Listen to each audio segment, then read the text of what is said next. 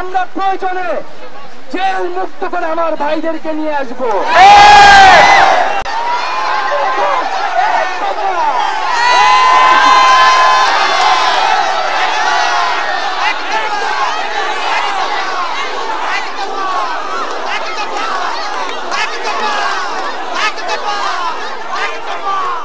আজকে আমাদের জন্য এই বাংলাদেশের জনগণ নেমে এসেছিল। আমরা এই জনগণকে মুক্ত করতে এখন আমরা আবার রাস্তায় নেমে এসেছি। আমরা আজকে এক দফার দাবিতে আজকে এখানে হাজির হয়েছি এবং আমরা জীবনের নিরাপত্তা, বাংলাদেশের মানুষের জীবনের নিরাপত্তা, সমাজের ন্যায় বিচার প্রতিষ্ঠার জন্য আমরা এক দফার সিদ্ধান্তে উপনীত হয়েছি। এই সরকার কোনোভাবে আর এক মিনিট ক্ষমতায় থাকার শেখ হাসিনা বলেছেন গণভবনের দরজা খোলা আছে।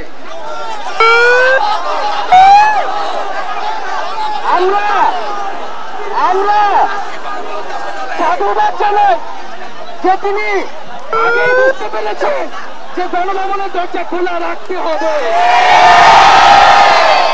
তার যাওয়ার সময় হচ্ছে, দরজা খুলে অপেক্ষা করুন।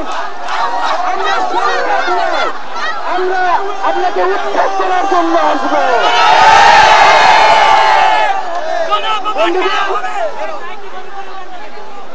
আমরা খুবই স্পষ্ট কথা, শুধু শেখ হাসিনাকে পদত্যাগ করলেই হবে না। এই যে খুন, লুটপাট, দুর্নীতি এই দেশে হয়েছে তার বিচার হতে হবে। আমরা পদত্যাগ দিয়ে তাকে কোনো এক্সিট রুট দিতে চাই না। তাকে পদত্যাগ করতে হবে, বিচারের আওতায় আনতে হবে এবং শুধু শেখ হাসিনা নয়, পুরো মন্ত্রী পরিষদ, সরকার সবাইকে পদত্যাগ করতে হবে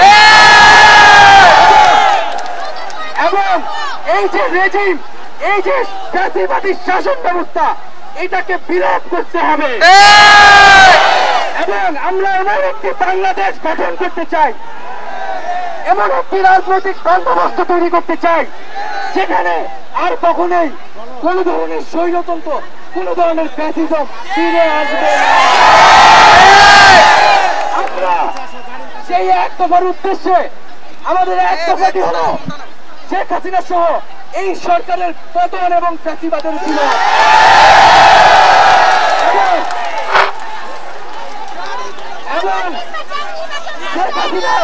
এবং এই সরকারের লুটপাট, গণহত্যা সহ দুর্নীতি সহ সকল কিছুর বিচার নিশ্চিত করা এবং আগের সকল হত্যা, গুম, নিপীড়নেরও বিচার করা হবে। সকল রাজবন্দীদের মুক্তি নিশ্চিত করতে হবে।